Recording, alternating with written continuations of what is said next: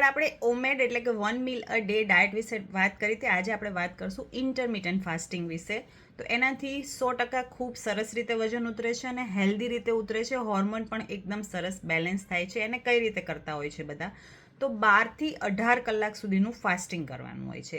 એક મીલ લીધા પછી બીજા મીલની વચ્ચે શરૂઆત કરવાની 12 કલાકથી. એટલે રાતે તમે 8 વાગે જમ્યા છો તો સવારના 8 વાગ્યા સુધી કંઈ જ નહીં લેવાનું. ચા, કોફી, રાતે આઈસ્ક્રીમ, સોડા કંઈ જ નહીં. આ 12 કલાકનું થયું ને પછી ધીમે ધીમે એને વધારવાનું.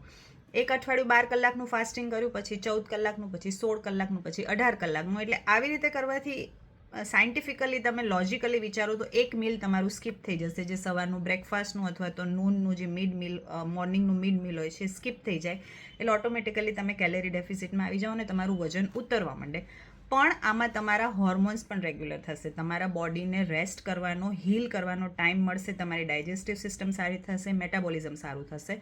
તો ઇન્ટરમિટન્ટ ફાસ્ટિંગ જો તમે પણ ટ્રાય કરવા માંગતા હોય તો 12 કલાકથી સ્ટાર્ટ કરો. એટલે તમારું લાસ્ટ મીલ રાતે 8 વાગે લીધું છે તો સવારે 8 વાગ્યા સુધી કંઈ જ નહીં. અઠવાડિયે પછી સવારે 10 વાગ્યા સુધી કાંઈ જ નહીં. પછી 12 વાગ્યા સુધી કાંઈ નહીં. પછી સીધું 1-1.5 વાગે તમારું લંચ લેવાનું.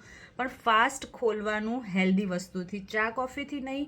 પ્રોટીન રીચ અથવા તો એકદમ સરસ તમારું બેલેન્સ મીલ હોય એનાથી તમારું ફાસ્ટ ખોલવાનું. અને આવી રીતે જરૂરથી ઇન્ટરમિટન્ટ ફાસ્ટિંગ ટ્રાય કરજો. બીજા કોઈ પ્રશ્ન હોય તો મને કોમેન્ટમાં જણાવો.